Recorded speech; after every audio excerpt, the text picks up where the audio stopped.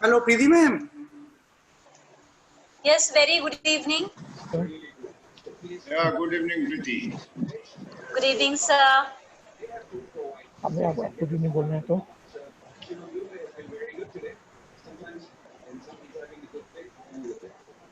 आप बोल सकते हो. हेलो, गुड इवनिंग डॉक्टर साहब. Good evening, sir. I would very good evening to one and all.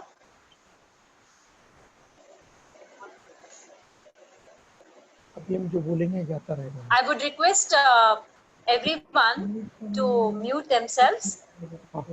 Mute.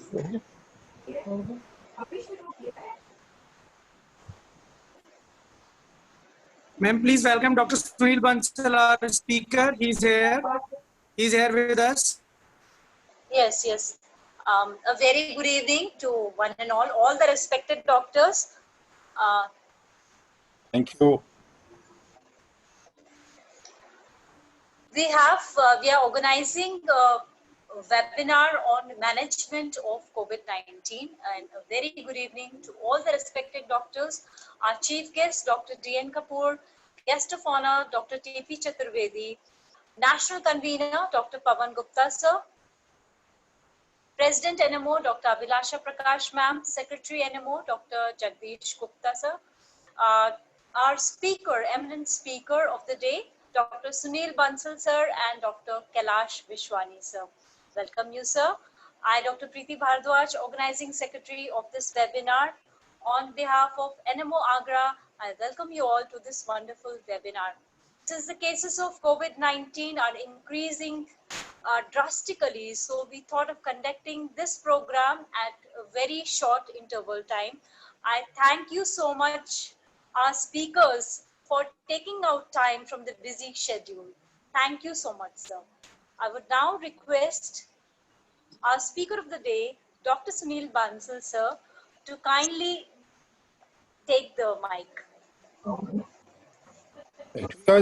I'm not supposed to be the main speaker. I think it was supposed to be a multi-speaker webinar. Yes.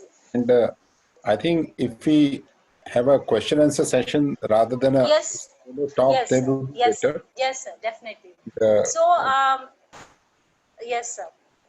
We can have a question answer session. So since the COVID-19 cases or the corona cases are increasing drastically, so we thought of organizing this webinar so that everyone is know that what all things we have to do. So I would request you to kindly give some views regarding what all are the diagnostic measures which has to be taken so that we can distinguish between other fever or corona. You mean the clinical differences? Clinical differences, as well as what are the pathological investigations which a patient can I think undergo. we'll start first with clinical presentation. Yes, corona, and how do we differentiate this fever from other fever? Anna, that would be more a relevant question. Yes. So, should we start, or are we waiting for more participants? Yes, sir. Yes, sir. Should we wait for another few minutes? Let other speakers, let other participants also join. Yes, yes. Now there are 12 participants, I feel. Yes, otherwise we'll have to repeat. Yes, yes. We'll wait for the participants. Yeah. Has Dr. Vishwani joined? Dr. Vishwani has not joined yet, sir. Dr. Vishwani was supposed to. Sami Kalra has joined. Ma'am, please welcome Dr. Sami Kalra. Welcome, Dr. Sami Kalra, sir, for this session.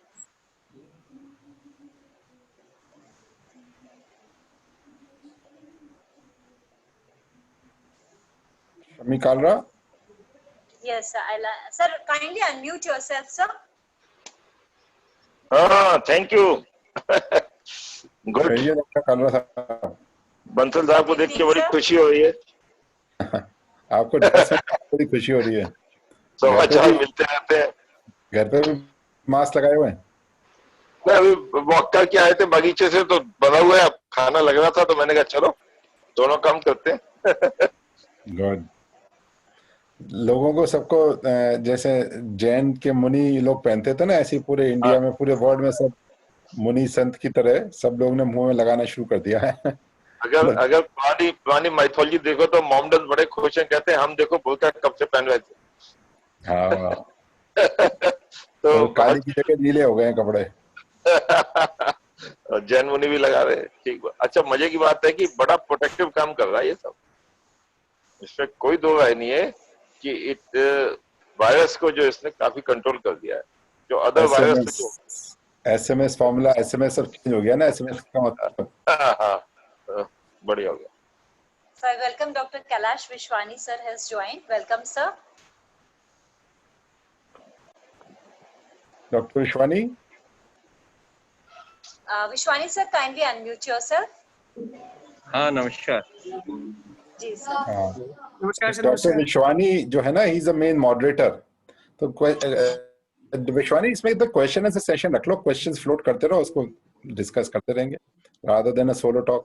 Ji sir, जी yes sir, that would be better के किस प्रकार से हम differentiate कर सकते हैं कि नॉर्मल पेशेंट को फीवर है या कोरोना है, और क्या क्या टेस्ट हम करवा सकते हैं या फिर कैसे मैनेजमेंट कर सकते हैं। अरे तो पूरा क्वेश्चन हो गया, तो 1 घंटे में आंसर आएगा। शॉर्ट क्वेश्चन पूछिए। तो मैं विश्वानी कुछ कह रहे थे तुम? नहीं मैं कह रहा था मॉडरेटर तो डॉक्टर प्रीति हैं। अच्छा, तो इन्होंने फर्स्ट क्वेश्चन बहुत बड़ा पूछ लिया, मैंने शॉर्ट कर दिया। मैंने कहा मैं स्टार्ट करता हूँ आंसर से कि क्लिनिकली कैसे डिफरेंशिएट करेंगे between corona fever and non corona, अगर कुछ कर सकते हैं। ठीक है, फिर इसी तरह छोटे छोटे क्वेश्चन करते रहेंगे, सब व्यूज देते रहेंगे। तो corona fever number 1 starts with usually a low grade fever, 99, 99.5, 100. Unusually it goes to 102, 103. Yes. Number 2, fever के साथ the main symptom is sore throat, irritation of the throat, and cough, along with severe myalgia, body ache, and weakness. This we all know. The question is how to differentiate it from other viral fever. The other viral fevers, especially the flu, the influenza, they usually are accompanied with running nose. Running nose is usually not a feature of corona. Sore throat and a cough with fever, usually not running nose. This is one feature by which we can differentiate with influenza. Chills, the severe chills in malaria, but there may be slight chills in corona also, but not usually. Then in malaria, there is a typical pattern. It comes for a day, then it comes on alternate day. But corona, the fever persists, usually require paracetamol for 8 hourly or 6 hourly, up to 4 hourly in some cases. This is one feature by which you can differentiate between malaria and corona. And regarding dengue, we are all aware dengue has also started in the city, and it is very difficult to differentiate between dengue and corona as far as the fever pattern is concerned. But in dengue, usually there is no sore throat. There will be congestion of the eyes, pain in the eyeballs, but usually there will be no sore throat. So fever, sore throat, cough, corona, fever, running nose, maybe sneezing, maybe cough, influenza, fever with chills, and no sore throat, malaria, and fever, no sore throat, running nose, no, but pain in the eyeballs, fever and pain in the eyeballs, dengue. This is a small summary of how clinically we can differentiate between the 4 fevers which we are having in the city these days. Back. Thank you so much, sir. I would request everyone to mute themselves so that there is no noise. I would request everyone to mute themselves. Yes, sir.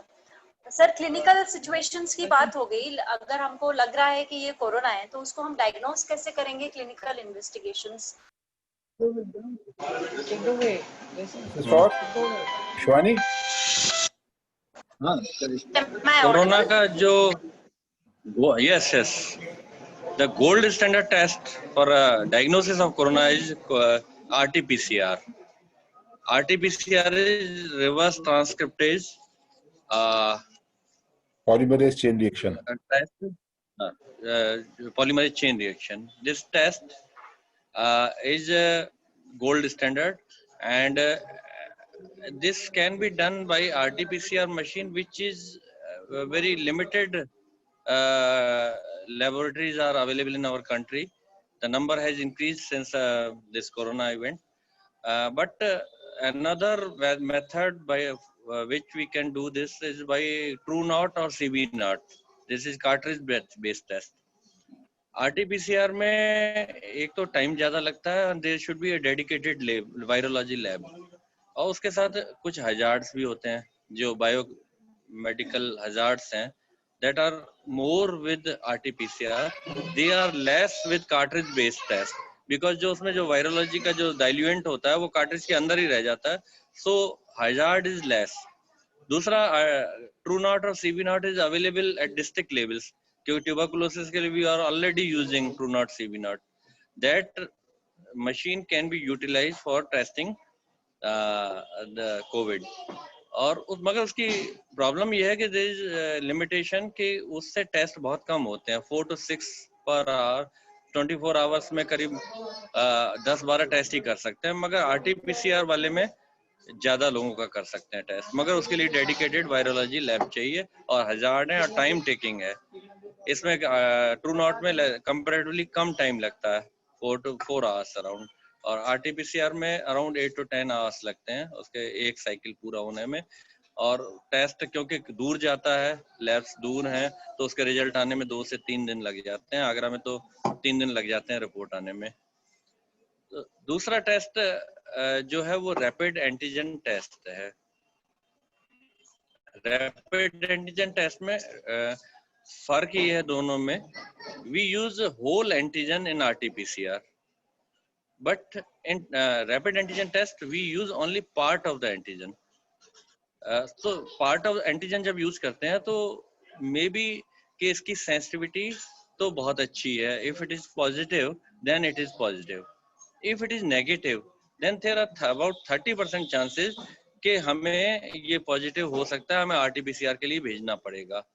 तो RT-PCR के साथ ही ये rapid test है, rapid antigen test rapid है, immediate result आ जाता है number, ये advantage है। डिसएडवांटेज ये है, और दूसरा ये है कि इसके लिए कोई डेडिकेटेड लैब नहीं चाहिए, कोई इंस्ट्रूमेंट नहीं चाहिए, आई से देख के रिजल्ट पता लगा सकते हैं पॉजिटिव है कि नेगेटिव है। बट इसका डिसएडवांटेज ये है कि इसकी sensitivity is good 100%, but specificity is good, but sensitivity is around 70%. If it is negative, then we have to go for RT-PCR to confirm whether it is true negative or not. If it is positive, then it is positive. We are not to confirm it. तो ये rapid antigen test हो गया। इसमें part of antigen use होता है, तो वो part जो एंटीजेनिक है रियली में, अगर वो आ गया उसमें टेस्ट में तो वो पॉजिटिव दिखा देगा, अगर वो पार्ट नहीं आया उसमें तो वो नेगेटिव भी दिखा सकता है कोरोना के पेशेंट को। थर्ड टेस्ट होता है antibody test. Antibody test is not for diagnosis, it is for sero surveillance. ये एंटीबॉडी लेवल देखने के लिए होता है। अराउंड सेकेंड वीक के बाद IgG बढ़ना चालू होती हैं, कितना लंबा चलती हैं अभी तक इतना कोई कंफर्म नहीं है कि कब तक ये एंटीबॉडी परसिस्ट करती हैं, मगर इन एंटीबॉडी टेस्ट से हम उनको तलाश सकते हैं लोगों को जो कन्वलसेंट प्लाज्मा दे सकते हैं। Those who have been infected by COVID, whether they have developed sufficient amount of antibody or not, they must be tested for antibody testing. And दूसरा सीरो सर्विलेंस के लिए है, और तीसरा एपिडेमियोलॉजिस्ट के लिए है, चौथा ये हेल्थ वर्कर्स के लिए है। हेल्थ वर्कर्स को ये टेस्ट बीच बीच में कराते रहना चाहिए, ये देखने के लिए कि उनमें एंटीबॉडी डेवलप हुई है या नहीं हुई है। RT-PCR है या CB-Not है या रैपिड एंटीजन टेस्ट है, ये सबको नोटिफाई करना पड़ता है, इनके रिजल्ट्स को ICMR को नोटिफाई करना जरूरी है। मगर रैपिड एंटीजन टेस्ट के लिए शायद एंटीबॉडी टेस्ट के लिए ऐसा नोटिफिकेशन जरूरी नहीं है। बाकी और जो टेस्ट हैं वो CBRT देखने के लिए मार्कर्स हैं, they are not true test for COVID, they are COVID markers to see whether the patient is going to develop severe symptoms or not। वो भी कराने होते हैं पेशेंट को, जैसे CRP कराते हैं, CBC के साथ ल्यूकोपीनिया, लिम्फोपीनिया, ल्यूकोपीनिया दिखता है, ESR रेज्ड होता है, CRP रेज्ड होता है, IL-6 interleukin, serum ferritin, serum LDH, SGPT, SGOT। अगर कई पेशेंट कार्डियक इवेंट्स भी हो रही हैं तो उसमें आपको ट्रॉप आई, ट्रॉप टी टेस्ट एंड PCT, प्रोकैल्सिटोनिन। तो ये सीवियरिटी को या पेशेंट को असेस करने के लिए, मगर सबसे अच्छा टेस्ट जो सेकंड टू RT-PCR है वो है CT स्कैन। CT थोरैक्स में कई बार कोविड नेगेटिव आने के बावजूद भी CT देख के हम bilateral pneumonitis, ground glass appearance देख के we can diagnose a case of COVID. वो CT थोरैक्स 4th से 5th डे में उसमें ग्राउंड ग्लास अपीयरेंस बनना शुरू हो जाती है। Thank you sir. मैं थोड़ा सा और जानना चाहूंगी इस बारे में कि अगर मान लीजिए CRP आपकी अराउंड 200 है या फिर आपकी TLC भी बढ़ी हुई है, तो क्या ये कोरोना की तरफ इंडिकेट कर रहा होता है? आपका D डाइमर नॉर्मल है, लेकिन अगर CRP बढ़ी हुई है, TLC काउंट बढ़ा हुआ है। देखिए, ये CRP एक्यूट फेज रिएक्टेंट है, ये एक्यूट इन्फेक्टिव स्टेट बता रहे हैं कि वायरल इन्फेक्शन है बॉडी में, बट इसके साथ आपको कोरिलेट करना पड़ेगा। अगर पेशेंट की SpO2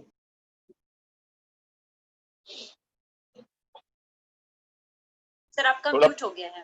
थोड़ा पानी हो जाए।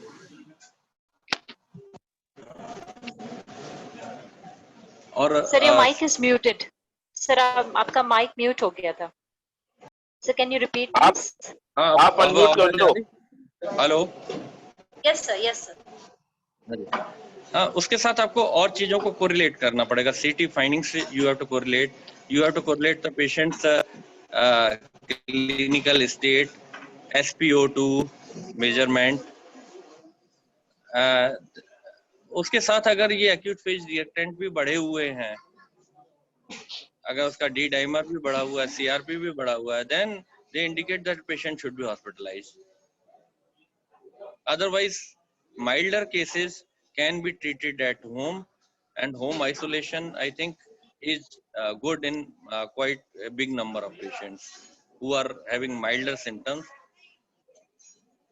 सर माइल्डर सिम्टम्स हम क्या कंसिडर करें? अगर हम ऑक्सीजन सैचुरेशन 90 के ऊपर है तो उसको नॉर्मल कंसिडर करें, या 90 के नीचे जा रहा है तब हॉस्पिटलाइजेशन का सोचें? ऑक्सीजन सैचुरेशन अगर पेशेंट का पहले कोई ब्रेथलेसनेस की हिस्ट्री नहीं रही है, पहले COD की हिस्ट्री नहीं रही, पहले कभी ऐसा इवेंट नहीं रहा, अगर पेशेंट की सैचुरेशन 95 से नीचे जा रही है तो one should B warned. I just want to intervene. Just. Yes, yes. हाँ, बहुत बढ़िया एलोबरेट किया डॉक्टर सुनील और डॉक्टर विश्वानी ने। I will like to divide the diagnosis in two parts: at clinical setting and then progress in the ICU setting.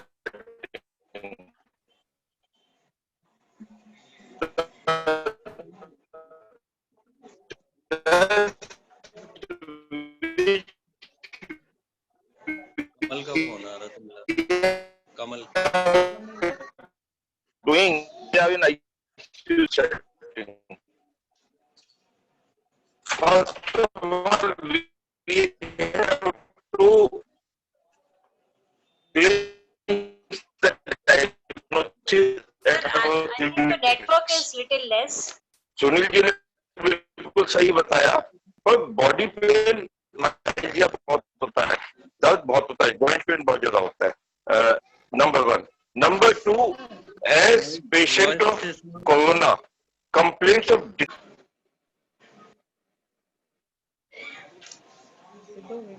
Doctor Kalra की आवाज नहीं आ रही है। Yes sir. मैं Sir, करूं उसमें? मैं एक्सप्लेन करता हूँ, मैं बताता हूँ उसमें डॉक्टर कालरा नेटवर्क थोड़ा सा कम है देखिए, सर। पेशेंट्स को आप है ना लेवल 1, लेवल 2, लेवल 3 में डिवाइड करते हैं। तो लेवल 1 होते हैं जो यंगर पेशेंट्स हैं, से less than 55, without any comorbidities, with mild symptoms such as fever, myalgia, with mild elevations of symptoms, they can be given home isolation. Level 2 में आते हैं जिनका लेवल्स, ये जो डॉक्टर विश्वानी ने बताया लेवल्स काफी बढ़े हुए हैं, एज मोर देन 55 है, या एसोसिएटेड कोमॉर्बिडिटीज हैं, जो 5 कोमॉर्बिडिटीज डिस्क्राइब्ड हैं, जैसे कि diabetes, hypertension, cornea artery disease, CKD, obesity, अगर ये कोमॉर्बिडिटीज हैं या 55 के ऊपर एज है, तो straight away that patient comes into level 2, और लेवल 2 वालों को they should be hospitalise specially after 4th और 5th डे। जो कोर्स ऑफ इवेंट्स होता है कोरोना में, यूजली 4-5 डेज में कोई प्रॉब्लम नहीं होती है, चाहे वो लेवल 1 हो चाहे लेवल 2 हो। Patient can stay home, there will be fever, there will be myalgia, और ओरल थेरेपी पे वो रिस्पॉन्ड करता रहेगा। The problem starts after 6th और 7th डे। जो हाइपोक्सिया स्टार्ट होता है, सैचुरेशन डिप करना शुरू करता है, that is after 7th day. तो 7th to 10th day is the most dangerous part of the illness. उसमें यू शुड बी कॉशियस। उसमें लेवल 2 वालों को आप हॉस्पिटलाइज करा दीजिए एडवांस में पहले ही, और लेवल 3 वाले तो वैसे ही जाएंगे आईसीयू में। लेवल 1 वाले मे बी 7 to 10 डेज वाला पीरियड भी घर पे निकाल लें, दे मे प्रोग्रेस टू लेवल 2, लेकिन अगर वॉच करा जाए तो वो घर पे आइसोलेशन से ठीक हो जाएंगे। बट जो कोमॉर्बिडिटीज वाले हैं, 55 प्लस हैं और 7 to 10th डे है, वो सबसे डेंजरस पीरियड है, उसमें हाइपोक्सिया भी हो सकता है, उसमें क्लोज वॉच रखिए, उसमें हॉस्पिटलाइज कराइए स्ट्रेट अवे। जो टेस्ट बता रहे थे डॉक्टर विश्वानी, उसको याद करने के लिए एक सिंपल तरीका है कि 3 तरह के डेवलपमेंट होते हैं, बॉडी को अफेक्ट करता है corona. Number 1 the inflammatory markers, जिसमें ये सीआरपी, फेरेटिन, ESR ये आते हैं, जिसको एक तरह में इन्फ्लेमेटरी मार्कर्स देखना, इन्फ्लेमेशन कर रहा है throughout the body. Number 2 thromboembolic phenomena करता है, जिसमें डी डाइमर, प्रोथ्रोम्बिन, APTT। अच्छा, एक IL-6 भी है इन्फ्लेमेटरी मार्कर में, which is very important, IL-6 marker. तो जो इन्फ्लेमेटरी मार्कर्स एक सेट हो जाते हैं, देन थ्रोम्बोएम्बोलिक फिनोमेना वाले, जिसमें डी डाइमर है और जिसमें प्रोथ्रोम्बिन है, थ्रोम्बिन है, और तीसरे हैं टारगेट ऑर्गन डैमेज हो रहे हैं। टारगेट ऑर्गन डैमेज में liver functions, RFT, secondary sepsis, वो टेस्ट अलग होते हैं। 3 सेट ऑफ टेस्ट होते हैं, 3 सेट ऑफ मार्कर्स होते हैं, जिसको फॉलो करने पड़ते हैं। जो इन्फ्लेमेटरी मार्कर्स होते हैं वो यूजुअली 6-7th डे के बाद बढ़ना शुरू करते हैं, एकदम रैपिड राइज होता है, जिसको साइटोकाइन स्टॉर्म बोलते हैं, जिसमें पेशेंट एकदम से कोलैप्स कर सकता है। जो थ्रोम्बोएम्बोलिक वाले होते हैं वो डी डाइमर और प्रोथ्रोम्बिन जैसे बढ़ना शुरू होते हैं, तो वो परेशान करते हैं, तो उसमें एंटीकोगुलिन वगैरह देते हैं, जिसके बारे में भी हम लोग बात करेंगे।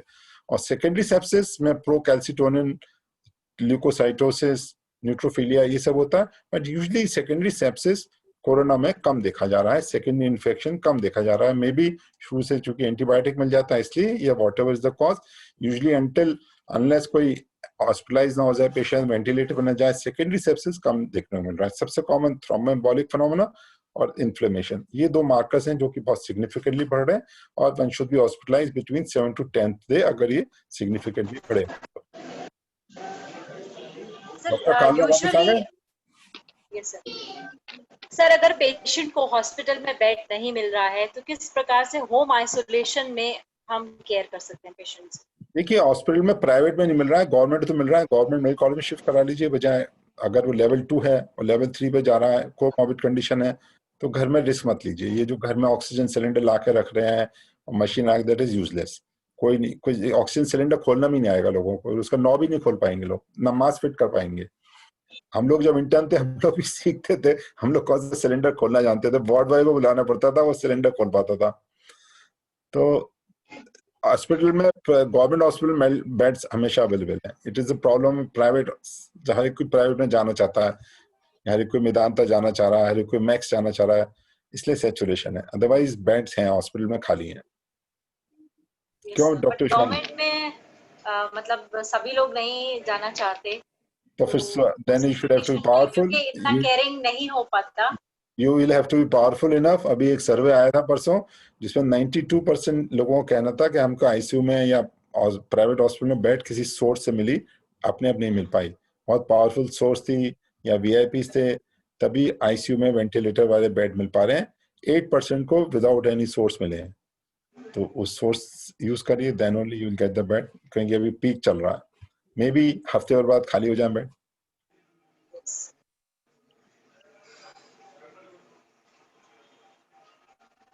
सर, टेस्ट हो गए हमारे, तो बेसिकली अगर आप समराइज कर दें कि क्या बेसिक टेस्ट होते हैं हमारे थोड़ा सा अगर समरी दे दें, basic features, clinical features and basic test, then we can go देखिए, इससे अहेड। स्टार्ट करते हैं कि डे 1 पेशेंट आपसे टकराता है, सेकंड डे, थर्ड डे, एक दिन तो अपने निकाल देता है, 2-3 दिन बाद कहता है ऐसा फीवर आ रहा है, थोड़ा सा कॉफ है और मैंने ये खा लिया है।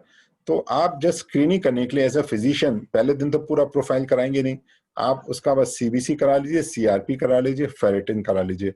और अगर कोमॉर्बिड, हम लेवल 2 की बात नहीं कर रहे हैं, कोमॉर्बिडिटी हाई एज ग्रुप वाले की बात नहीं कर रहे हैं, यंग पेशेंट की बात कर रहे हैं, तो इस पैटर्न से प्लस क्लिनिकल कोरिलेशन से आपको आइडिया लग जाएगा वेदर ये कोरोना है या नहीं है। अगर आपको लगता है कोरोना है, लिम्फोपीनिया मिल रहा है, उसमें फेरेटिन बढ़ा हुआ है, सीआरपी मोर देन से 15 है, और पेशेंट उस पर्टिकुलर एरिया में है जहां अच्छा खासा कोरोना हो रहा है, देन स्ट्रेट अवे उसका आरटीपीसीआर या एंटीजन टेस्ट करा लीजिए, डॉक्टर विश्वानी ने जैसे बताया, और देन डिसाइड पॉजिटिव आने पर कि इसको होम आइसोलेशन पे रखना है या हॉस्पिटलाइज करना है, depending on the level of the disease. Level 2 है तो फिर हॉस्पिटल भेजिए, लेवल 1 है तो घर पे रखिए।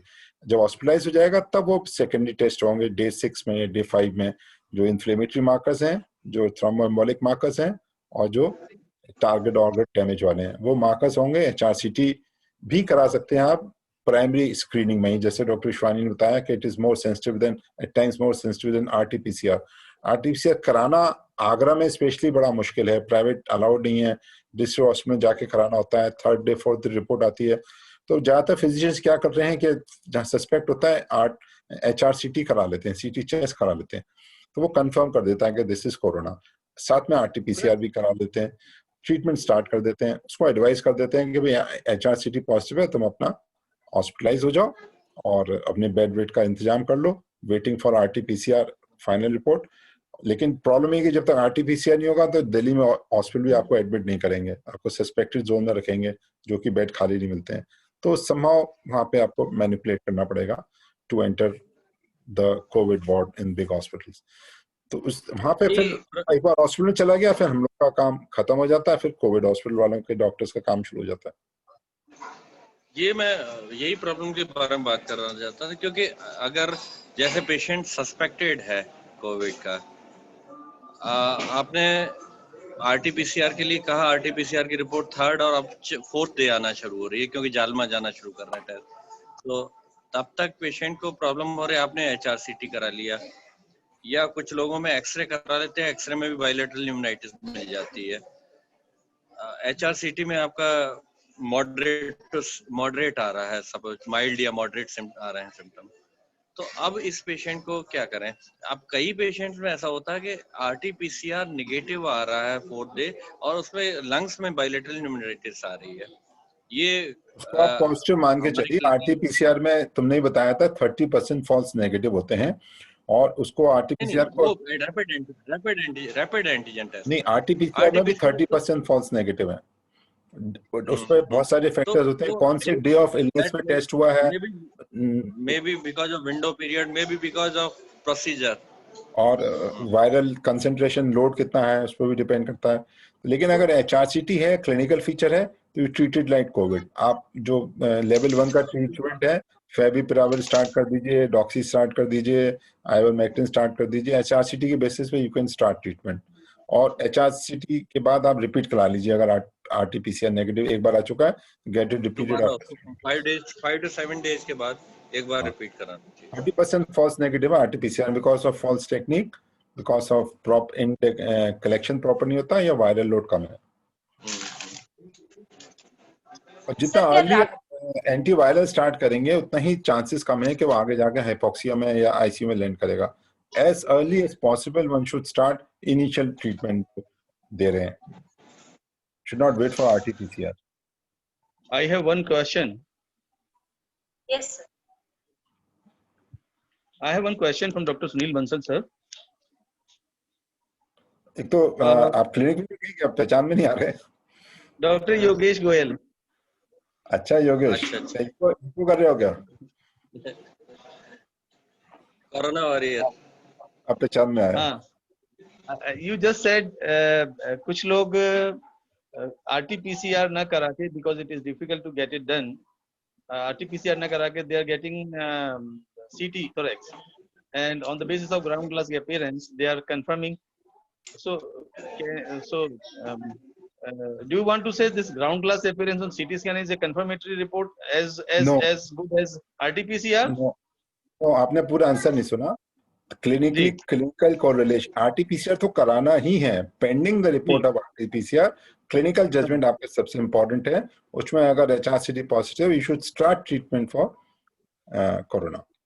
It can be considered as diagnosis करेगा कभी. it can be considered as COVID, but this should be considered as ground COVID glass for the appearance can be seen in other pneumonitis also. लेकिन यार योगेश तुम clinical correlation भी करोगे ना. 3-4 दिन की शॉर्ट हिस्ट्री है, पेशेंट के सिम्टम्स देखोगे, उस बैकग्राउंड में एचआरसीटी देखोगे ना. कोई आइसोलेटेड एचआर को रेडियोलॉजिस्ट थोड़ी ट्रीट कर रहा है कोरोना को. हाँ, डेफिनेटली बाकी सारी चीजें देखिए. एंड आरटीपीसीआर की रिपोर्ट आप भेज ही चुके हैं, योर पेंडिंग. क्योंकि आप आरटीपीसीआर का वेट करेंगे जब तक तो लेट हो जाएगा, तो आईसीयू में लैंड कर जाएगा. पेशेंट को देख के आपको पता चल जाता है कि किस तरीके से प्रोग्रेस कर रहा है. आपको कोविड तो लगता ही है. दूसरा वाला एचआरसीटी ने आपको कंफर्म कर दिया. दूसरा ले लो. जैसे तुम इको करते हो, तुम्हारी इको की रिपोर्ट के बेसिस पे थोड़ी हम डायग्नोस करते हैं, अपना क्लिनिकल कोरिलेशन करते हैं ना जी. तो हर चीज में clinical correlation is very important. But don't depend कि आरटीपीसीआर नेगेटिव है तो कोविड नहीं होता, ये भी नहीं होता. अब सिटी वाले भी लिखते हैं कि in reference to present pandemic situation की ये ग्राउंड ग्लास अपीयरेंस है, काइंडली डायग्नोज सस्पेक्ट कोविड. जो करेंट मोर्टेलिटी रेट इतनी कम आई है पिछले 1 महीने में, उसका एक रीजन यही है कि एचआरसीटी के बेसिस पे लोगों ने ट्रीटमेंट स्टार्ट कर दिया. This is one of the important reasons. पहले हम बायलैटरल न्यूमोनाइटिस एक्सरे में कितनी कॉमन होती है, कभी कभार देखा करते थे, आज तो रोजाना देख रहे हैं एक्सरे में बायलैटरल न्यूमोनाइटिस.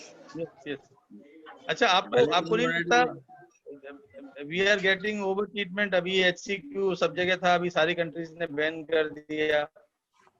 अब ट्रीटमेंट वाले पार्ट पर आएंगे जब डिस्कस करेंगे. अभी इसमें कुछ और डायग्नोसिस में देखो, कुछ और इसमें और डिस्कशन करो.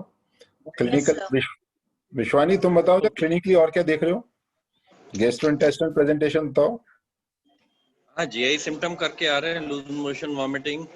बड़ा अभी पिछले 1 हफ्ते में loss of taste and loss of smell, ये बड़ा कॉमन पेशेंट को मिला. बड़े माइल्ड सिम्टम्स, 99 टेम्परेचर, बस loss of taste and loss of smell. ऐसा करके यंग लोगों में, स्पेशली यंग पीपल. हाँ, यंग पीपल और माइल्ड सिम्टम्स. एक थ्योरी ये कहती है जिसको लॉस ऑफ स्मेल और लॉस ऑफ टेस्ट होता है ना, उनकी प्रोग्नोसिस इम्यूनिटी अच्छी होगी. मुझे लगता है उनकी इम्यूनिटी अच्छी होगी. डॉक्टर काला की आवाज उनका कोर्स बड़ा माइल्ड ये वाले पेशेंट लो रिकवर कर जाते हैं 15-20 दिन में ऐसे चलता है. मैं ये कह रहा हूँ कि जो ये टेस्ट वाले पेशेंट होते हैं बहुत स्लोली प्रोग्रेस करते हैं और दे इम्प्रूव बाय इटसेल्फ, और उनको कहीं जाने की जरूरत नहीं होती, और उनमें रेस्पिरेटरी सिम्टम्स भी नहीं आते. मुझे लगता है उनकी इम्यूनिटी बड़ी अच्छी होती है. सिर्फ इसी पे अटके रहते हैं, लॉस ऑफ टेस्ट पे और 99 टेम्परेचर पे, और रिकवर कर जाते हैं अपने आप. 15-20 दिन लग जाते हैं धीरे धीरे टेस्ट पे. और जो डॉक्टर योगेश गोयल बात कर रहे थे चेस्ट वाली, डेफिनेटली जो आजकल ग्राउंड ग्लास अपीयरेंस आ रहा है, और जो लेवल रेडियोलॉजी में जो एक अभी वीडियो भी आया था 5 से 10 के बीच में उसकी सीवियरिटी आ रही है रेडियो वाली, डेफिनेटली बहुत ज्यादा इंक्रीज हो गया है न्यूमोनाइटिस, एंड सिटी में बहुत ज्यादा आ गया है. हालांकि आरटीपीसीआर नेगेटिव भी आता है, but they are 2 case of corona. कोई और अलग डायग्नोसिस बनती नहीं है in clinical setting. Acute fever with chest infection, तो इसलिए diagnosis is not a problem. वो कई बार वो आगे. हाँ, हेलो प्रॉब्लम. बहुत जल्दी. अरे मैं कुछ कमेंट कर रहा था. हाँ, अभी मैंने इस हफ्ते में कम से कम 3 केस देखे जो बायलेटरल न्यूमोनाइटिस थी और आरटीपीसीआर नेगेटिव है. वो सब एक्यूट हिस्ट्री ऑफ फीवर के साथ, वो सब कोरोना है. आरटीपीसीआर की जो सैंपल लेने वाले लोग हैं वो नेजोफेरिंक्स डीपर डाउन से नहीं ले रहे हैं सैंपल. ये मेन कॉज है. बिल्कुल एग्जैक्टली. बिल्कुल. मैं एक चीज और कहना चाह रहा था एचआरसीटी के लिए. अगर आप हिस्ट्री में जाएं तो वुहान में वो जो डॉक्टर था जिसने सबसे पहले रिपोर्ट किया, उसने क्या देखा था? तो आरटीपीसीआर और ये कुछ वायरस का पता ही नहीं था. उसने 3 दिन में 3 या 4 पेशेंट देखे एक साथ, सबके एचआरसीटी न्यूमोनाइटिस था. 3-4 दिन में लगातार आईसीयू में एडमिशन हुए और वो चौथे दिन भरते गए, तभी तो उन्हें सस्पेक्ट किया कि there is some new viral emerging which is causing pneumonitis. First नहीं, आप डायग्नोसिस, देखिए, फर्स्ट केस की डायग्नोसिस भी एचआरसीटी से हुई थी। इसकी एचआरसीटी की ग्रेडिंग में अगर जैसे जो हाई ग्रेडिंग वाले हैं पेशेंट भले आरटीपीसीआर नेगेटिव है, दे डिटेरियोरेट, धीरे धीरे उनका ऑक्सीजन सैचुरेशन कम होता चला जाता है, ultimately they are diagnosed as COVID. भले आरटीपीसीआर उनका नेगेटिव आया, डोंट टेक कि आरटीपीसीआर नहीं है और कोई डायग्नोसिस बनता ही नहीं उसका। इसमें भी एक सवाल है मेरे दिमाग में, रेट ऑफ इन्फेक्टिविटी किससे अफेक्ट हो रही है? कई घर में हस्बैंड को है और घर के किसी मेंबर को नहीं है, अदरवाइज इसकी परसेंटेज इतनी ज्यादा बढ़ चाहिए थी कोरोना के आगे में, वैसा नहीं हो पाएगा। Is it right? हाँ बिल्कुल, ये बड़ा अनयूजुअल फीचर है ये कि मालूम पड़ा कि इतने स्ट्रॉन्ग लोग 8 लोग हैं, 2 को हुआ 6 को नहीं हुआ, जबकि क्लोज कांटेक्ट है। हस्बैंड वाइफ में हस्बैंड को हो गया, वाइफ को नहीं हो रहा है। तो उसमें बस जहां तक मुझे जानकारी है, डॉक्टर विश्वानी भी बताएंगे, जो फीमेल सेक्स हैं, जो लेडीज हैं, they are somehow resistant to this corona. और क्यों, मैंने इसका थोड़ी पढ़ने की कोशिश करी थी, कुछ जो एस्ट्रोजन लेवल्स होते हैं वो समहाउ टी सेल इम्यूनिटी को बना के रखते हैं बचपन से लेडीज में, तो समहाउ उनमें एक इनेट इम्यूनिटी है अगेंस्ट कोरोना वायरस। तो लेडीज में कम हो रहा है तो माइल्ड डिजीज हो रही है, और मेल्स में ज्यादा हो रहा है, 70-30 का रेशियो है। बाकी चिल्ड्रंस में because of presence of thymus gland till the 10 to 15 years, उनमें भी समहाउ रेजिस्टेंस उनमें नहीं होता है। सबसे ज्यादा ससेप्टेबल हम और आप जैसे लोग हैं जो फील्ड में भी जाते हैं, वर्क करते हैं, और सबसे ज्यादा मोर्टेलिटी भी है। विश्वानी, आप लोड भी ज्यादा मिलता है, वायरल लोड भी ज्यादा मिलता है। एक चीज और देख, हाँ एक मिनट प्रीति, एक चीज और देखी गई है, जो लोग डायबिटिक्स हैं उनमें ज्यादा इन्फेक्शन है। देखो, डायबिटिक्स में इन्फेक्शन ज्यादा नहीं है, एक बार हो जाता है तो कॉम्प्लिकेशंस ज्यादा है, एक चीज। दूसरी चीज, डायबिटिक अगर कंट्रोल्ड है, HbA1c 7.5 के नीचे है, तो उनमें कॉम्प्लिकेशन भी रेट भी ज्यादा नहीं है, उतना ही है जितना नॉन डायबिटिक्स में है।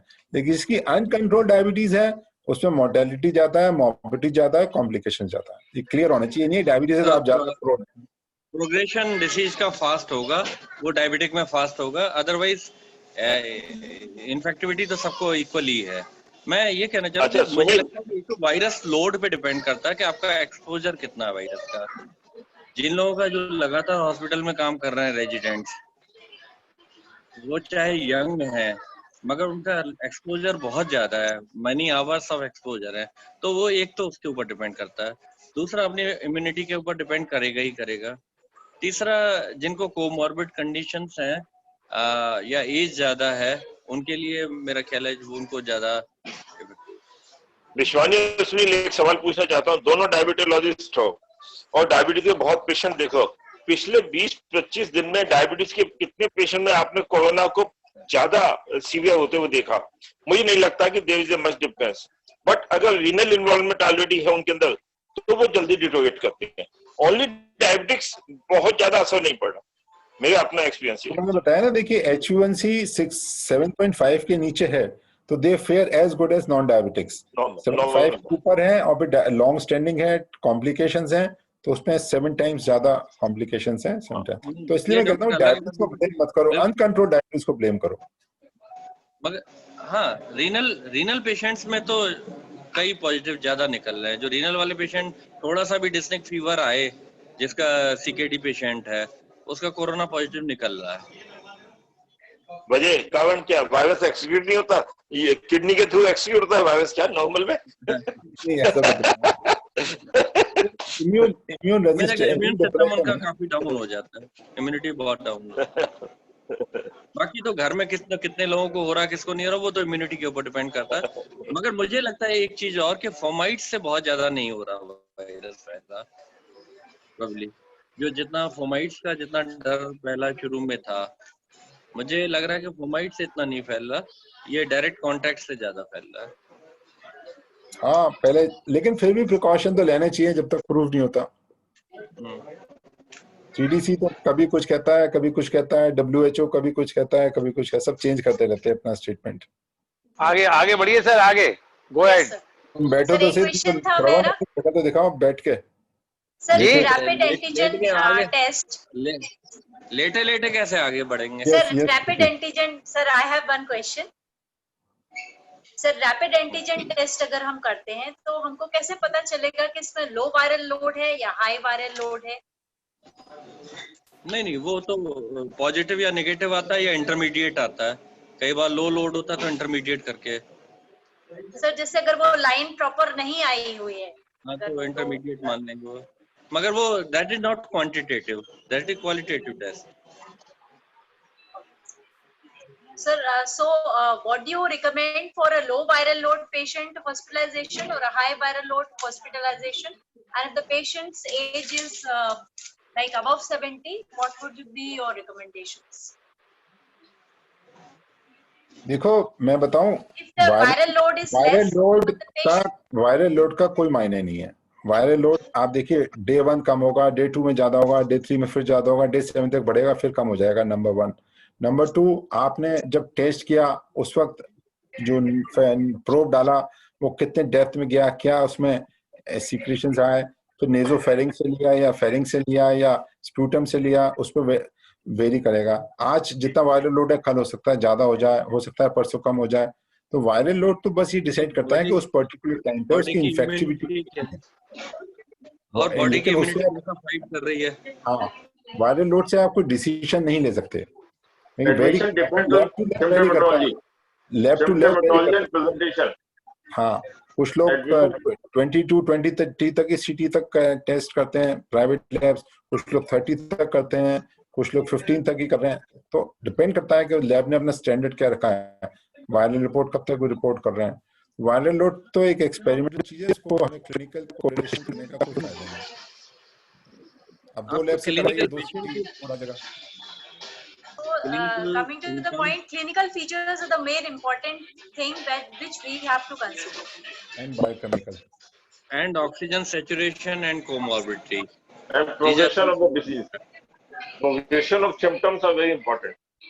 And pocket of And the temperature, sir मैं ये पूछना चाहूंगी कि कितना टेम्परेचर मतलब 100 से कम है या 100 से ज्यादा है तो सीरियस माना जाएगा कि आपको पेशेंट को हॉस्पिटलाइजेशन करना है, या अगर 93-94 ऑक्सीजन सैचुरेशन है तब हॉस्पिटलाइजेशन करना है, या 90 से कम है तब हॉस्पिटलाइजेशन करना है, तब पेशेंट रेडी हो इस चीज के लिए।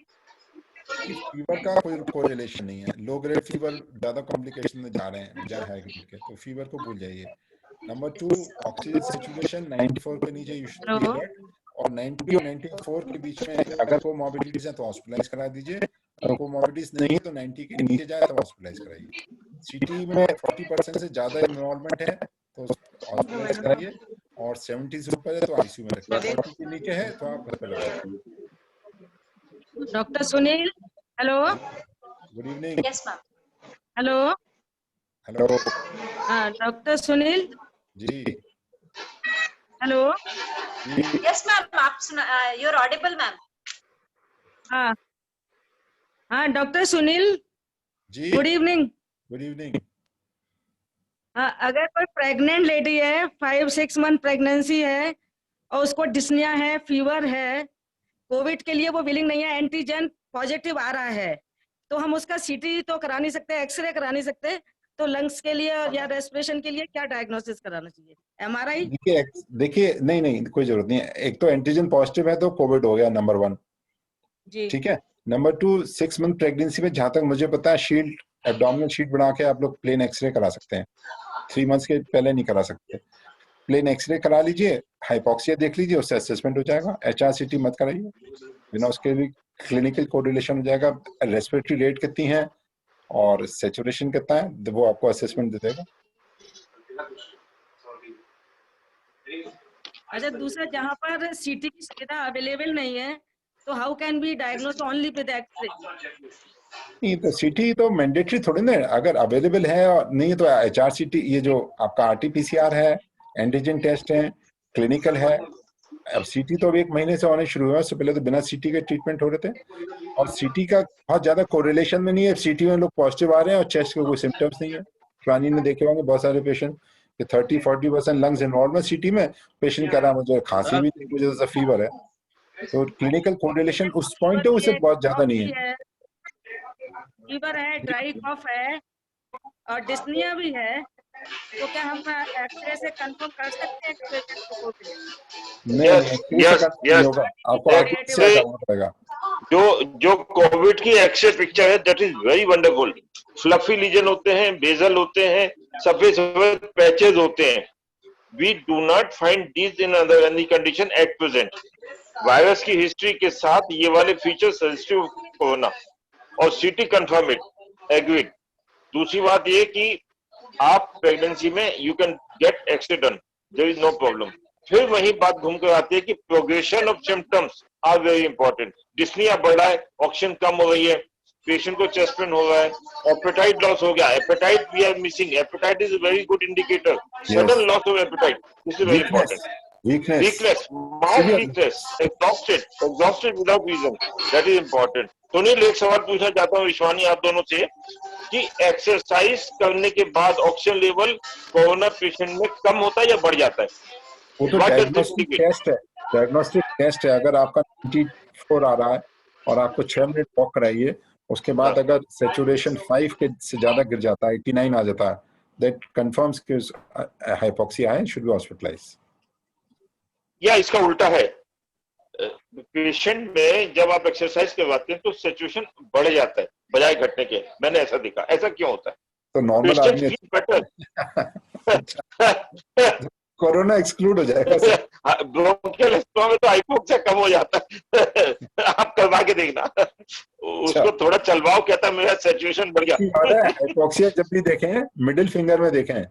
अच्छा, और इधर उधर फिंगर में देखें, एक आप देखेंगे कभी एक फिंगर में 92 आ रहा है, दूसरे में 96 आ रहा है, तो इट इज ऑलवेज जो खाया था मिडिल फिंगर। चारों में लगा दिया उसने, एक में 90 आया, उसने कहा इस उंगली को एडमिट कर दो, बाकी को रहने दो। अब ये शुरू हुआ ना वेबिनार, उससे पहले एक दिल्ली नोएडा में एक रिटायर्ड ब्रिगेडियर है, होंगे 120 kg, तो हस्बैंड वाइफ बैठे बैठे रोज वो देखते हैं, कोई सिम्टम्स नहीं है, कुछ नहीं है। आदमी पार्टी कराने गए, लौट के आके देखा उसका 91% आ रहा था, तो पैनिक हो गया, 10 जगह फोन हो गए। मैंने कहा अरे शांति से लेटो, मिडिल फिंगर में लगाओ, 15 मिनट बाद देखो ठीक हो जाएगा, डीप ब्रीथिंग करो, तो उसका 98 आ गया। सिचुएशन डिफरेंट क्यों होगा अलग अलग फिंगर में? ऐसा होता है, जो मिडिल फिंगर होती है ना, उसकी ब्लड सप्लाई दोनों तरफ से आती है, रेडियल से भी, अल्नर से भी, तो उसमें हमेशा एक्यूरेट आएगा। आप इंडेक्स में करेंगे, थंब में करेंगे तो एक सप्लाई मिलेगी रेडियल वाली, इंडेक्स में और रिंग फिंगर में अल्नर वाली मिलेगी। It is the middle finger, जिसको आर्कुएट जो क्या होता था, एक आर्कुएट आर्च होता था ना, तो दोनों तरफ से आर्केट होता था, रेडियल आर्केट, रेडियल मिलती है। सर आगे बढ़िए, सर गो अहेड, आगे बढ़िए, काफी हो गया। प्रीति जी आगे बढ़िए। Yes sir. सर एक पॉइंट और था, क्या पल्स ऑक्सीमीटर में अगर किसी फीमेल ने नेल पॉलिश लगा रखी है या फिर आर्टिफिशियल नेल डेड होता है यार, नेल डेड होता है, उससे कुछ नहीं होगा, उससे कुछ नहीं होगा। नहीं बिल्कुल होता है, फर्क पड़ता है उससे, फर्क। नाखून में सप्लाई नहीं है यार। अभिलाषा जी बताएंगे, कुछ होता है शायद, ये लोग देखते हैं। पीपल वर लाइक, तो I just wanted to confirm कि ऐसा कुछ है क्या, नेल पॉलिश लगाने आर्टिफिशियल काम नहीं कर पाते हैं, कुछ नहीं, सेंसर प्रॉपर काम नहीं कर पाते हैं, दैट इज इम्पोर्टेंट। कुछ नहीं है, नेल पॉलिश नहीं भाई, नेल पॉलिश तक पहुंचता ही नहीं, सेंसर होता उंगली में आ जाता है, ब्लड सर्कुलेशन दिखता है भाई, नाखून तक कोई वैल्यू नहीं है। जिसका नाखून नहीं होगा उसका क्या होगा बेचारे का? नहीं, जो जिसकी नेल पॉलिश अच्छी लगी हो ना, वो ठीक से उंगली लगाता नहीं है। सर आगे बढ़िए प्लीज। पवन को जल्दी बहुत है, क्या बात है पवन?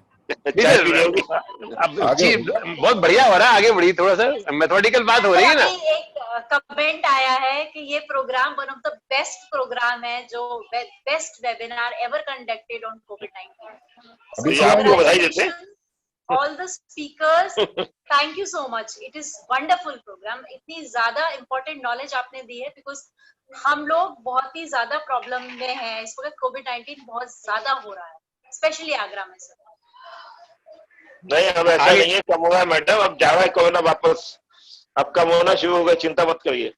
एकदम चेंज हो गया है, शहर का सीन एकदम चेंज हो गया है। आप अपने क्लिनिक पे सब देखिए, बहुत चेंज हो गया। सुनील बताएगा, मेरे को तो 3 दिन में ऐसा लगा कि कोरोना वापस जा रहा है, हो सकता है आफ्टर द ब्रेक आ जाए।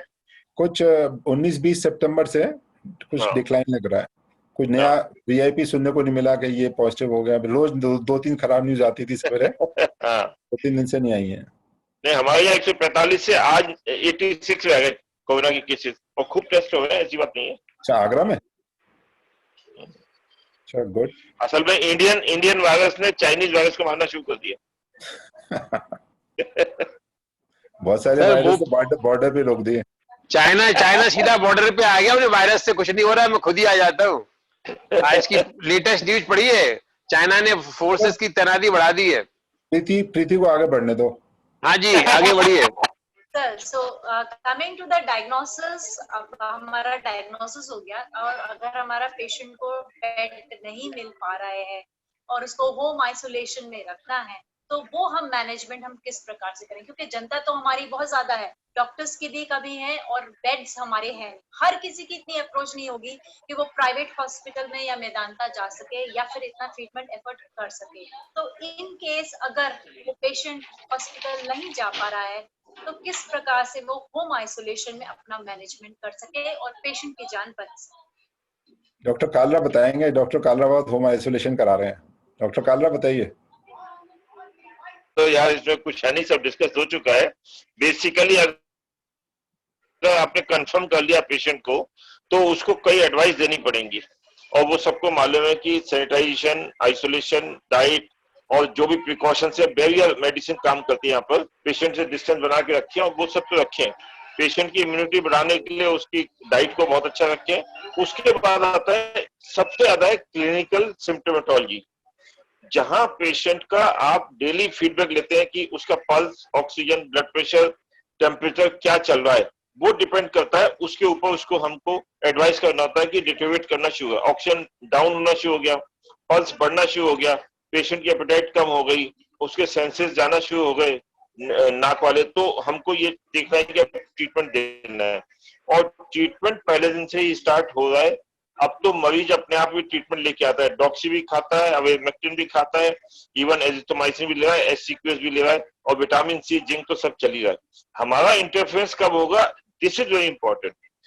हमारा इंटरफेरेंस तब होगा जब पेशेंट को डिस्निया बढ़ना शुरू होता है, सैचुरेशन 90 से कम आना शुरू हो जाता है, और पेशेंट अनइजी फील करता है, चेस्ट डिस्कम्फर्ट हो जाता है। Chest discomfort is very important.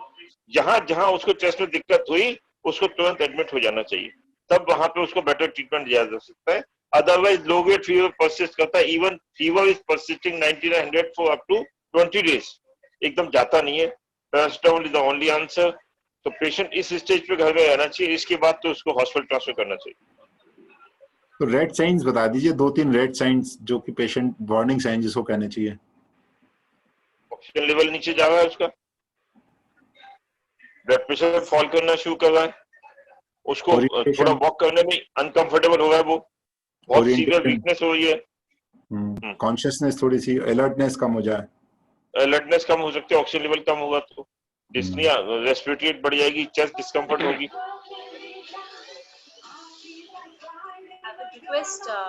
Sir एक प्रीति जी, एक इसमें बात बहुत जरूरी है। जो भी पेशेंट होम आइसोलेशन में है, उनका फिजिशियन जरूर होना चाहिए। बिना फिजिशियन की गाइडेंस के होम आइसोलेशन नहीं होना चाहिए। वो तो फिजिशियन ही कर रहे हैं होम आइसोलेशन, या सीएमओ कर रहा है, या आईएमए कर रहा है, या प्राइवेट डॉक्टर्स कर रहे हैं, सब वही कर रहे हैं। अपने आप तो होम आइसोलेशन होता ही नहीं है। आजकल पेशेंट बहुत कॉन्शियस हो गया, तुरंत भागता है डॉक्टर के पास, और फैमिली डॉक्टर के पास ही भागता है, भैया आप बताओ क्या करना है। हाँ, फैमिली फिजिशियन का बहुत रोल है इसमें। हाँ, तो वो आगे प्रीति जी, आगे आगे। Yes, sir. Dr. Yogesh Goel sir has raised his hands. I think he want to ask something. Dr. Yogesh Goel sir. So if any questions are there, you can write in the chat box, or you can raise your hands so that you can ask questions. Dr. Jagdish.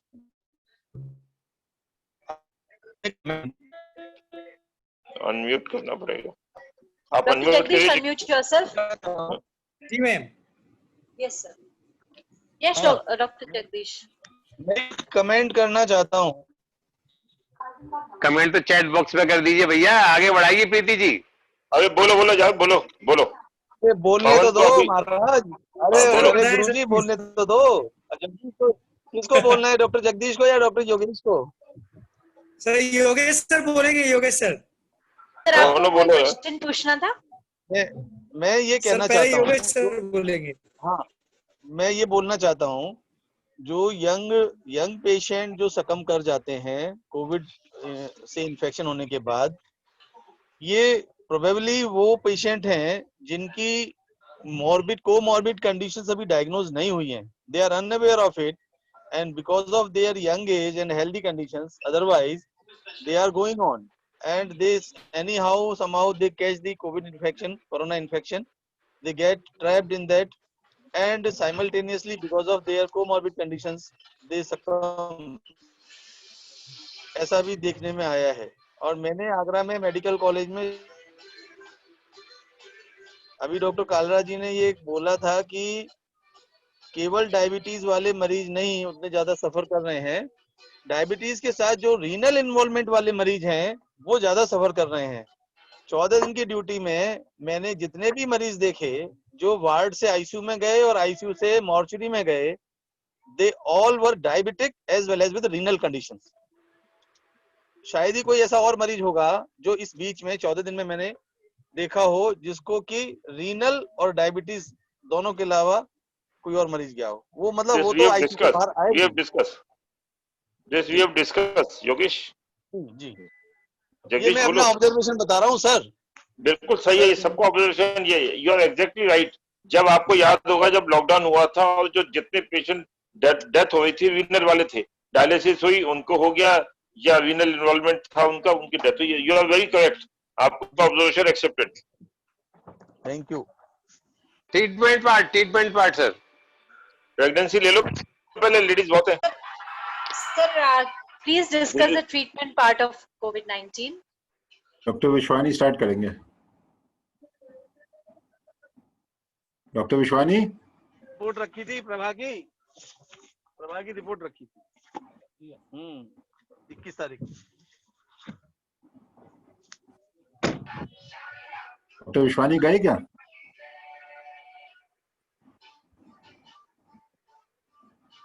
Dr. Sunil Bansal sir, please. अच्छा, तो देखिए again depends on level 1, level 2, level 3। Level 1 जो home isolation कर रहे हैं, जिस दिन आपने सस्पेक्ट किया दिस इज कोरोना, तो स्ट्रेट अवे एक आप एंटीवायरल स्टार्ट कर दीजिए, फेविपिराविर फुल डोज में। नंबर 2 इधर डॉक्सी और एजिथ्रोमाइसिन। नंबर 3 इधर आइवरमेक्टिन और हाइड्रोक्सीक्लोरोक्विन। ये 3 ड्रग डे 1 से स्टार्ट कर दीजिए, पैरासिटामोल और जिंक और विटामिन सी।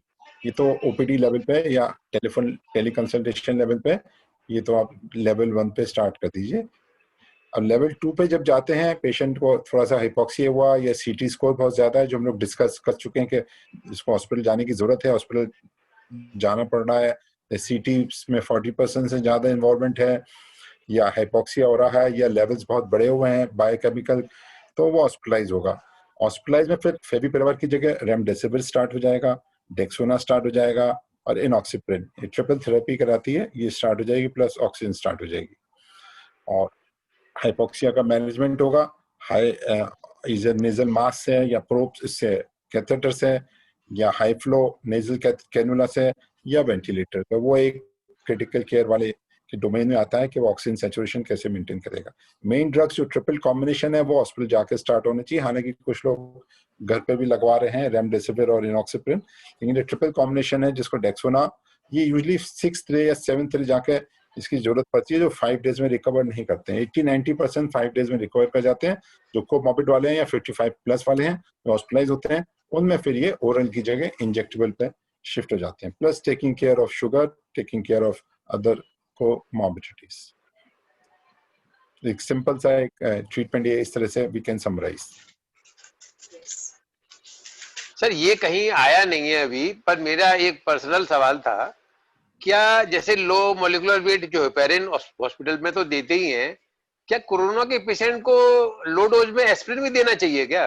हाँ बिल्कुल दे रहे हैं एस्पिरिन, बल्कि एस्पिरिन तो लोग डायग्नोस होने के डे 1 पे 55+ वालों में एस्पिरिन ओरल शुरू कर देते हैं, और कुछ लोग तो इनॉक्सीप्रिन भी हाई रिस्क वालों में घर पे इनॉक्सीप्रिन एक शॉट शुरू करा देते हैं, क्लेक्सिन 0.4। हाँ देखिए मेन जो कॉम्प्लिकेशन इसमें हो रहा है थ्रोम्बोएम्बोलिक हो रहा है। एनॉक्सिप्रिन लाइफ सेवर माना जाता है इसमें। रेमडेसिविर से फायदा ये हो रहा है कि हॉस्पिटलाइजेशन कम हो जाता है, ऑक्सीजन डिमांड कम रहती है, आईसीयू एडमिशन कम होते हैं, मॉर्टेलिटी में फर्क नहीं पड़ता, एफेब्राइल जल्दी हो जाते हैं। लेकिन रेमडेसिविर का रेस्पॉन्स बहुत बढ़िया है। लाइफ सेविंग जो दो ड्रग्स हैं इसमें डेक्सामेथासोन और इनॉक्सिप्रिन। सर इनॉक्सिप्रिन की डोजेज सर? देखिए अगर प्रोफिलैक्टिक दे रहे हैं, डे 1 डी डाइमर अगर आपका ज्यादा बढ़ा हुआ नहीं है तो 0.4 सबकुटेनियस ओडी, लेकिन एनॉक्सिप अगर बढ़ा हुआ है तो उसको 0.4 बीडी कर देते हैं depending on D dimer levels, और अगर ओबीस है तो 0.6 बीडी देते हैं। सर डी डाइमर का कौन सा लेवल है जिसके ऊपर आप जरूर देना चाहेंगे पेरेनलोम? अगर 5 टाइम्स से ज्यादा है तो इनॉक्सिप्रिन तो स्टार्ट कर ही देने चाहिए। लोगों में तो 8-8 हजार मिल रहा है डी डाइमर। हाँ 800-900 तो कॉमन सा हो गया है। हाँ आज 8,000 देगा, 8,000। अच्छा सुनील, डेक्सामेथासोन या मिथाइल प्रेडिसोलोन? मिथाइल प्रेडिसोलोन प्रेफर करते हैं, लेकिन होता क्या है कि ज्यादातर के पेशेंट जो डायबिटीज वाले होते हैं 55 प्लस, तो उनमें मिथाइल प्रेडिसोलोन से एकदम से ब्लड शुगर 500-600 पहुंच जाती है। तो ऐसे में डेक्सा से भी बढ़ती है, लेकिन इतनी नहीं बढ़ती जितनी मिथाइल से बढ़ती है। तो उसमें डेक्सा दे दीजिए, यंग पेशेंट है तो मिथाइल प्रेडिसोलोन दे दीजिए, एक सही है दोनों का। एब्सोल्यूट इंडिकेशन क्या है, कहां पर डेक्सामेथासोन स्टार्ट होना चाहिए? डेक्सामेथासोन जब हाइपोक्सिया होने लगे, क्लिनिक आउटडोर बेसिस पे शुरू कर हैं, आउटडोर में 5-6 डेज, शुरू के 5-6 डेज में नहीं, शुरू के 5-6 डेज में नहीं, आफ्टर 6 डेज। और अगर साइटोकाइन स्टॉर्म एक्सपेक्ट कर रहे हैं, IL-6 बहुत बड़ा हुआ है, तो वो टोसी भी लगाते हैं। टोसी अब थोड़ा सा इधर कम हो गया है, कहीं स्टॉर्म डेक्सोना से प्रिवेंट हो जाता है। अच्छा एक बड़ी सरप्राइज ऑब्जर्वेशन है कि हमारे आगरा में जितने फिजिशियन हैं उससे ज्यादा नॉन क्वालिफाइड डॉक्टर्स हैं, और जितने पेशेंट फिजिशियन देखते हैं उससे ज्यादा नॉन क्वालिफाइड देख रहे हैं, और किसी को कोरोना नहीं हुआ, और उनके पेशेंट को भी कोरोना नहीं हुआ। हाँ इस समझ के बाहर है। डेक्सा काम कर रही है। फिर मैं एक चीज और है, आप देखते होंगे जो कोरोना हो रहा है वो एलीट क्लास में, जो प्रोटेक्टेड क्लास है उसमें ज्यादा हो रहा है। हमारे पैरामेडिकल स्टाफ है उनको नहीं हो रहा है, रूरल एरिया में नहीं हो रहा है, जो बिना मास्क लिए घूम रहे हैं उनको नहीं हो रहा है, जो डर रहा है कोरोना से उसी को हो रहा है, जो नहीं डर रहा है उसको नहीं हो रहा है। Don't take it otherwise, Mittal Agarwal single in family में ज्यादा होगा। अब वही रिच है, economic, high social, business class, elite class, protected class. थोड़ा सा एक्टिविटी से भी कंसर्न है, जो लोग इनएक्टिव ज्यादा रहते हैं उनमें ज्यादा हो रहा है। नहीं अब डॉक्टर्स में देखिए इतना ज्यादा हो रहा है। हाँ डॉक्टर्स में ज्यादा हो रहा है तो हाई वायरल लोड से एक्सपोजर है ना, वायरल लोड का जितना एक्सपोजर डॉक्टर्स को उतना किसी को नहीं है। हाँ डेंटिस्ट, आप मुझे सवाल पूछिए, डेंटिस्ट वाले डेंटिस्ट्री कैसे कर रहे हैं? पूरे बेचारे पूरी फैमिली को हो गया डेंटिस्ट की, जो मेन फैमिली आगरा में।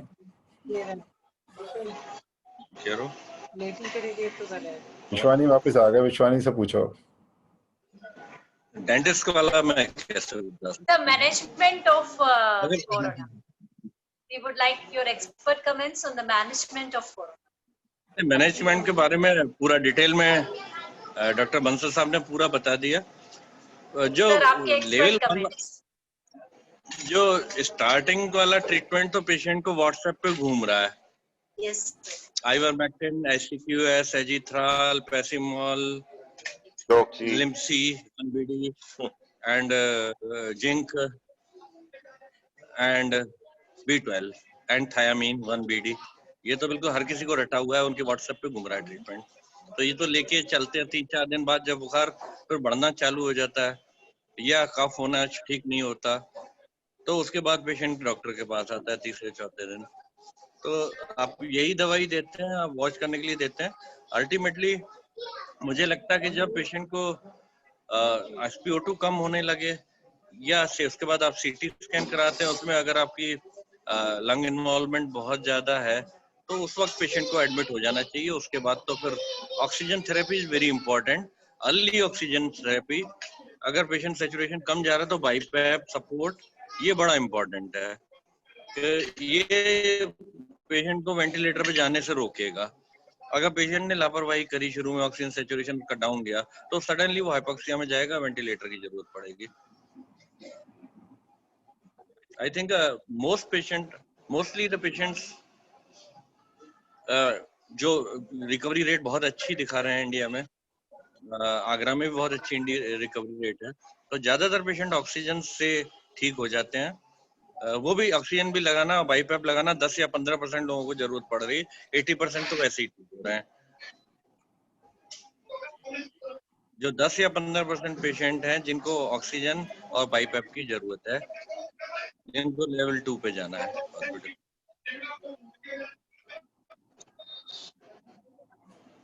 Yes. Thank you so much, sir. Pawan sir. हम तो सो गए लगता है। Dr. Jagdish. Any questions, Dr. Jagdish?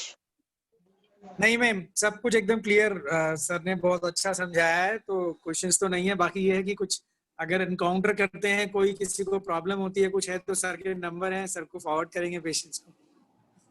सबके क्लिनिक पर हाथ धोने की व्यवस्था है कि नहीं है?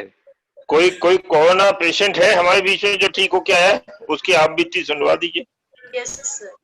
If anybody has suffered from corona, we would like to hear your experiences. कोई भी अगर अपना experiences share करना चाहेगा, तो it would be a great benefit to all of us. Journey of corona inside you.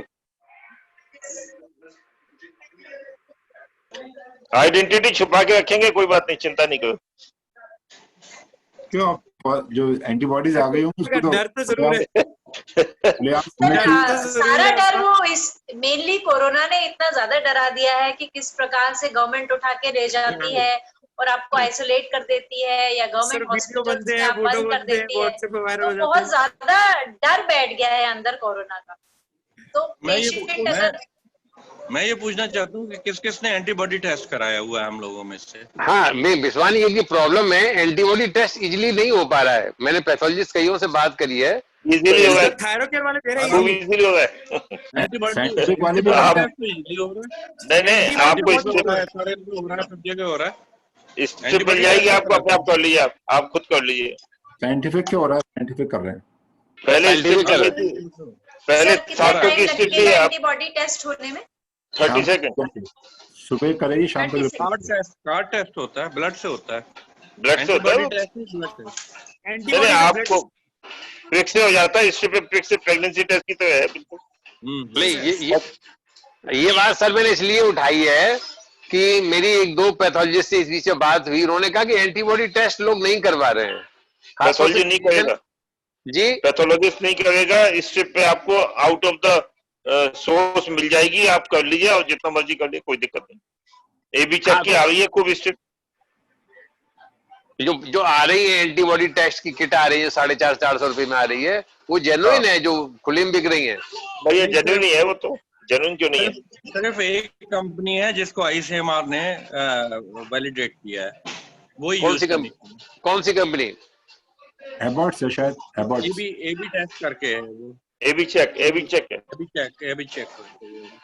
है और एबॉट्स की होगी शायद, एबॉट्स की। आजकल तो जिसके घर में कोरोना डाउट है, लोगों ने इकट्ठी करके रखी हुई है स्ट्रिप और सबकी टेस्ट करते रहते हैं, और एंटीजन वाली भी लोगों ने इकट्ठी कर ली है कहीं से। Sir antigen, rapid antigen test, is it available like free? Not available, private basis.